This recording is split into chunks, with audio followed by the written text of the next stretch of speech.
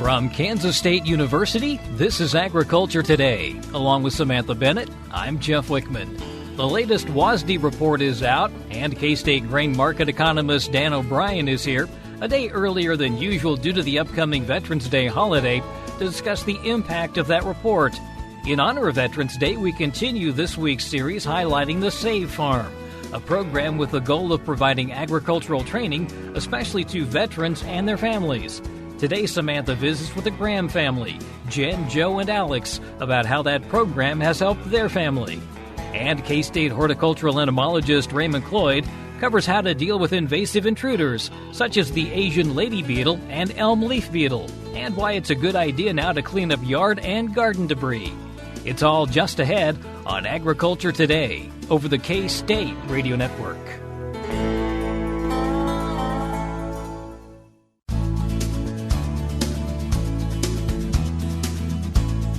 You're listening to Agriculture Today over the K-State Radio Network. Along with Samantha Bennett, I'm Jeff Wickman.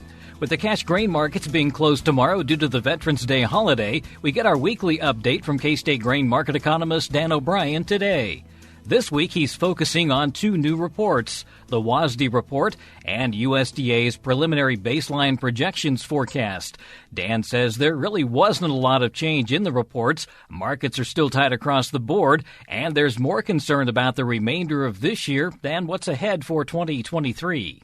Dan, the latest WASDE report is out, came out yesterday, and U.S. farmers expected to plant more wheat and corn in 2023, but fewer acres to soybeans. Yes.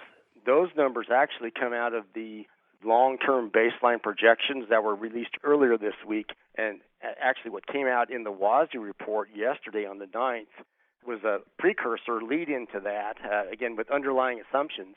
But in the actual WASDE report itself, it didn't show a lot of major changes. In fact, you'd almost say it showed, in my thinking, less change than it could have. And in particular, look at the corn supply-demand numbers. USDA did raise their corn production estimate from 171.9 bushels per acre up to 172.3, about a 0.4 of a bushel increase, and ended up and made a few other adjustments, a little bit higher feed usage, and frankly, in a surprise almost, no change in exports. I really think the underlying little foxes in the supply-demand numbers are that the USDA export pace for corn, for sorghum, for wheat is so slow at this point of the year. I wonder when the USDA may come in and actually lower those numbers. But that would hopefully won't happen and won't be until months down the road if it does. But anyway, we really do have slow export pace for wheat, corn, and sorghum right now. Pretty good for soybeans. But anyway, back to the corn supply-demand balance sheet. So really, in terms of changes, a little bit of about a 35 million bushel increase in corn production, about a 25 million bushel increase in usage, all of it on the feed side. Ending stocks ended up about 10 million bushels. Price projection unchanged at 680, and we're still hovering around 8.3% stocks to use. So really not a lot of change there. And in Kansas, we watch grain sorghum supply demand pretty closely also. That's some small changes there, just a little bit of a decrease in sorghum yields from 44.6 down to 43 bushels per acre for the U.S.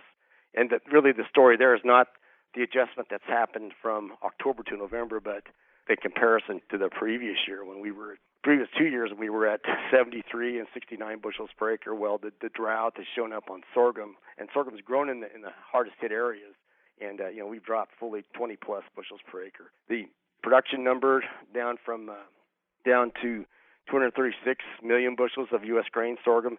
We were at 448 last year, so that drought, again, really showing up there.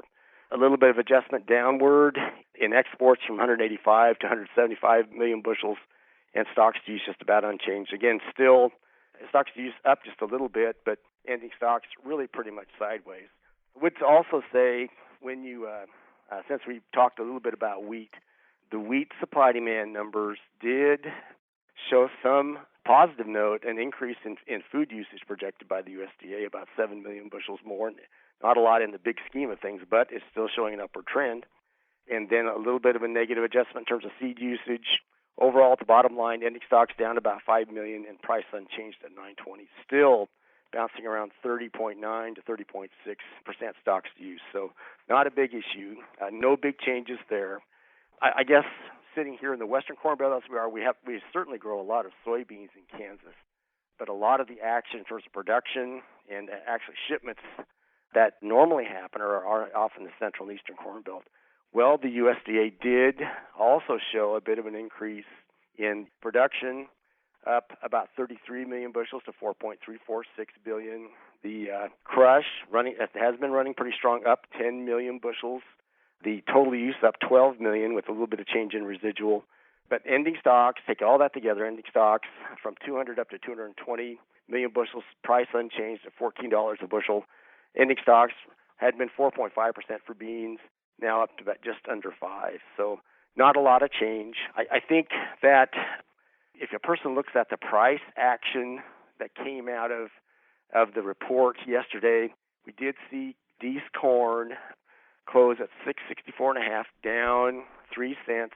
And really all along that complex, not a lot of change. You'd mentioned at the beginning about what could be happening for corn acreage off into 2023. And the evidence of that does show up a little bit in Dees 2023 corn futures, whereas Dees 22 is at 664. Dees 23 closed yesterday at 614 and a quarter, so down about 50 cents.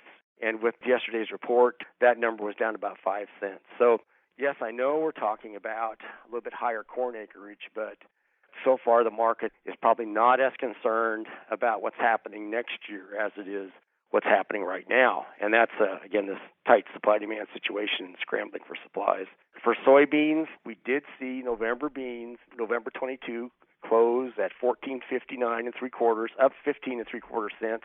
Interesting, you compare that to next year, and again, we talked about these acreage shifts. November 23 beans closed at $13.86. So, again, you're looking at 60, 70, 80 cents lower for next year, whereas the November 22 beans are up about 15 3/4 cents. November 23 down 1 3/4. So, again, what you talked about it at the beginning in terms of acreage shifts, yeah, it's starting to show some hint towards that. In what we've saw in the futures yesterday, hard red winter wheat, $9.30 for a close for Dees, down 15 3/4 cents. July 23, our next harvest, $9.17, so a little bit of decrease. It was also down 13.5 cents.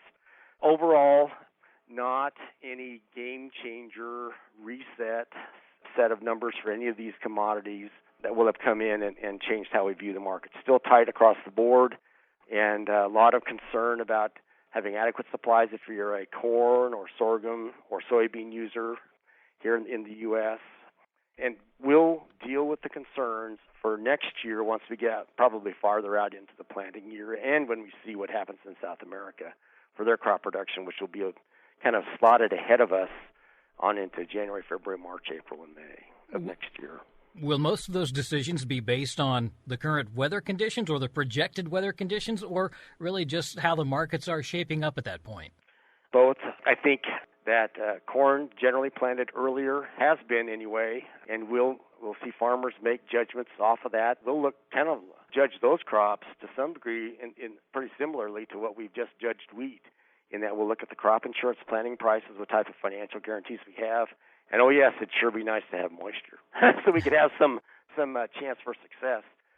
So much is riding on what happens with these long-term weather patterns. Again, we're in a La Nina weather pattern. There's some discussion that pattern could decline heading off into the spring of this year. And, frankly, there's just a lot riding on that. The U.S. Drought Monitor right now, which is reflecting this current La Nina situation, has, in essence, spread dry conditions to almost all the continental United States except the Northeast.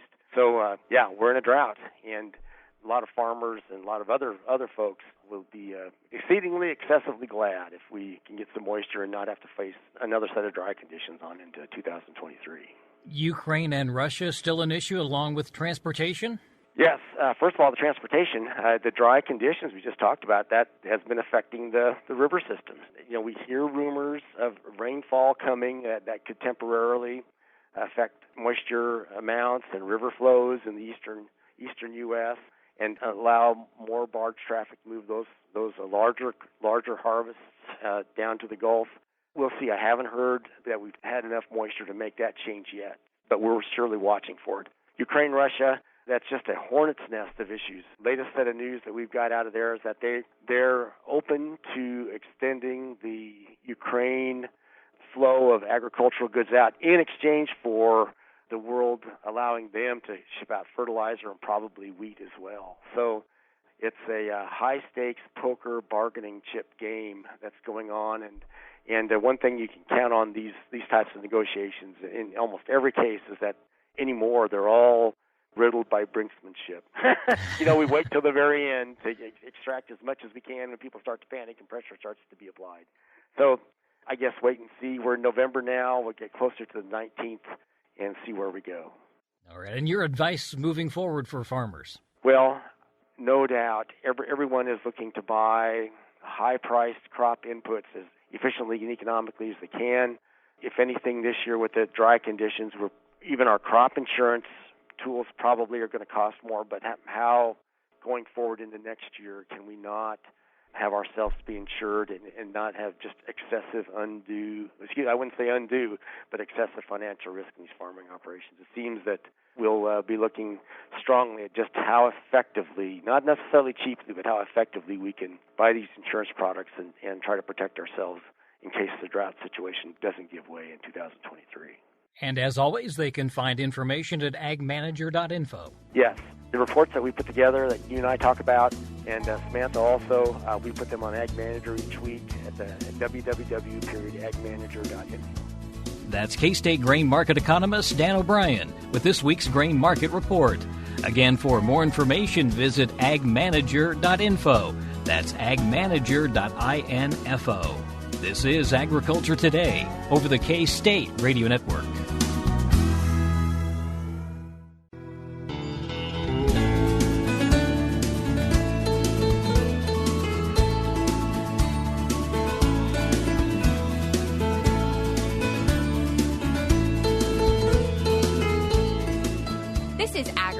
Today we are continuing our series on the Save Farm this week, and for this segment we have joining us some of the Save Farm graduates sharing their testimony and how they've gone through the program and their experiences. So first and foremost we have with us Jen Graham. Hello. Joe Graham.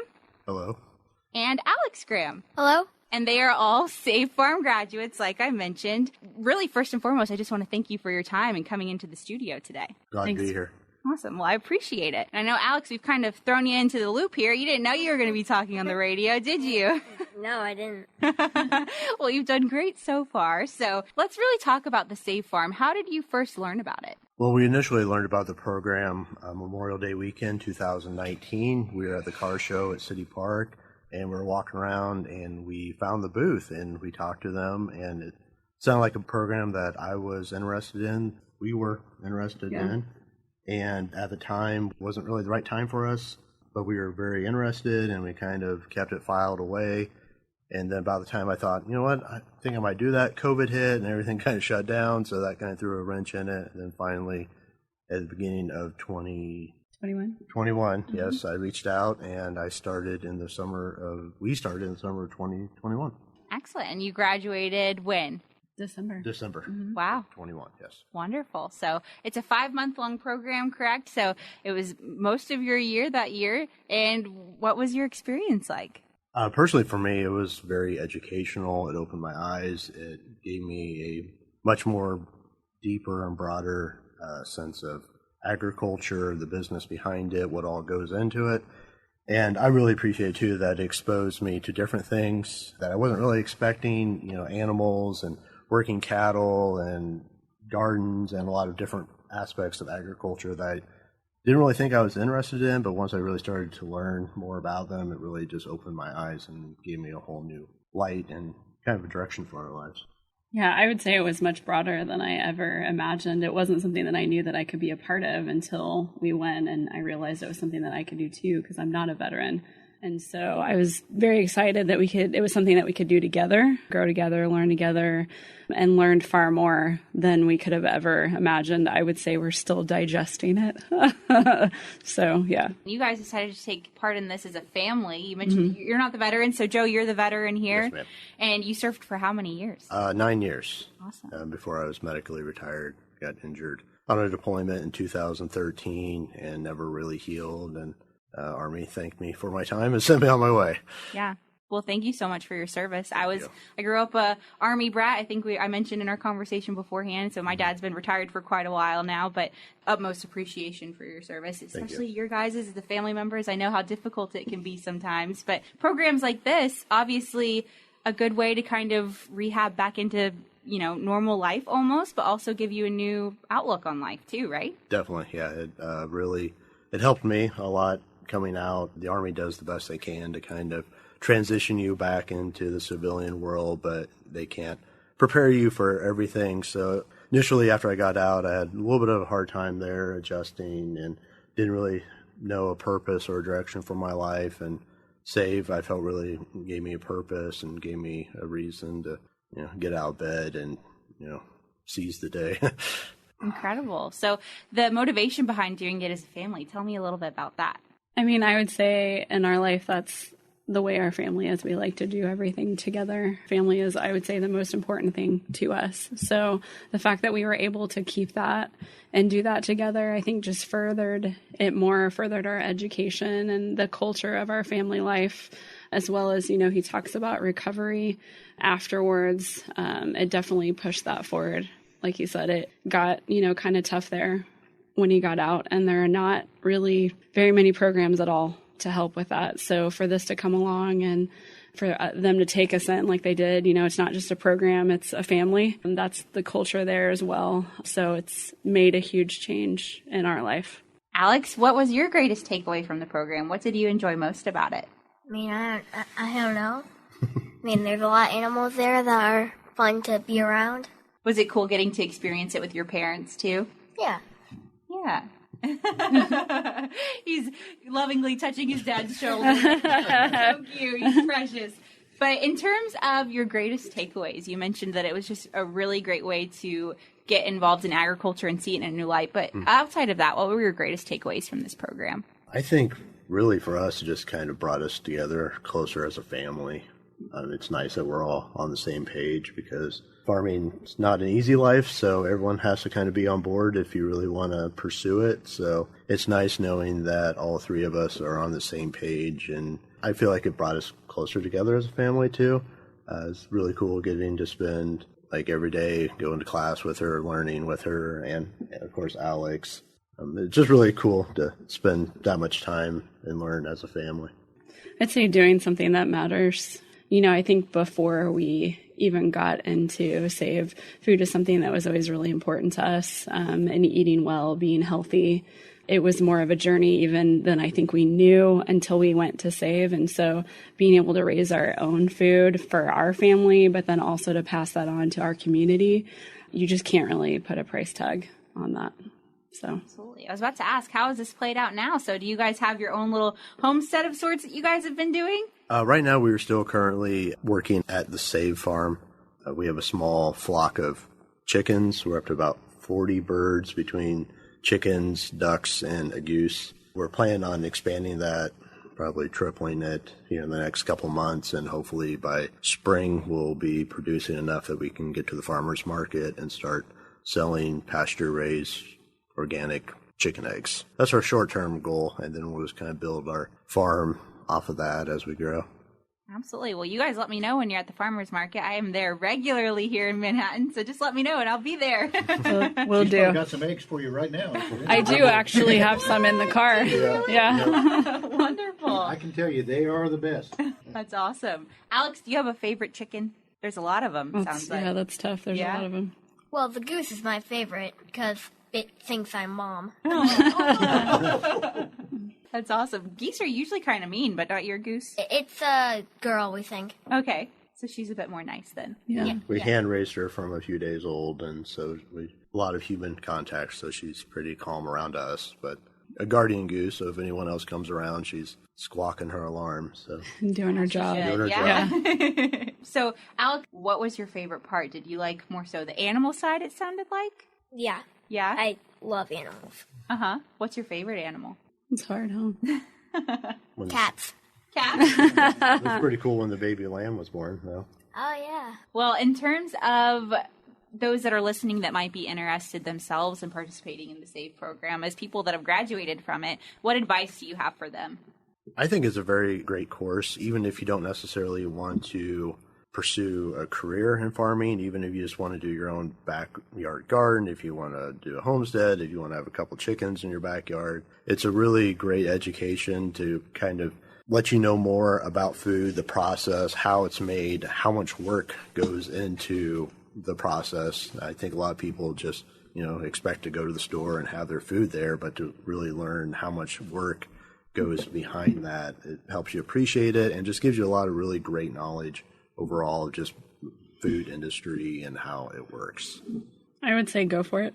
Go for it. Yeah, do it. That's hands-on. I think is, it's great to be in a classroom and that's needed as well. But the fact that you are right there on a farm and you get to do it hands-on with those who have experience, I think is invaluable. So I think too, it's very much a family atmosphere. We have a lot of, just a little over a year we've been part of SAVE, contacts with a lot of people.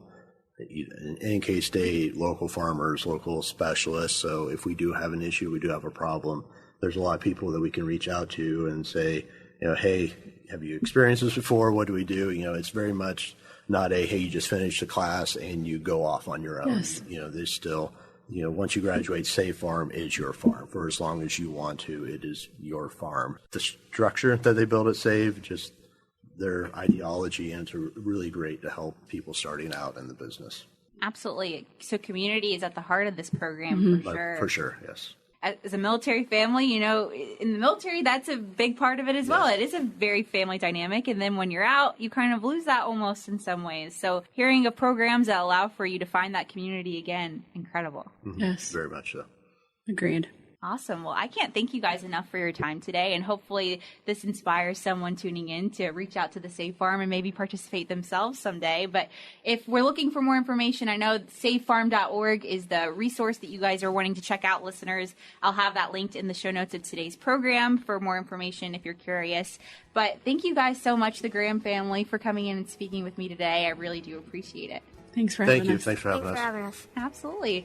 Once again, that was the Graham family, Jen Graham, Joe Graham, and Alex Graham. They are all SAVE graduates of the SAVE Farm. We'll be back with more ahead on Agriculture Today.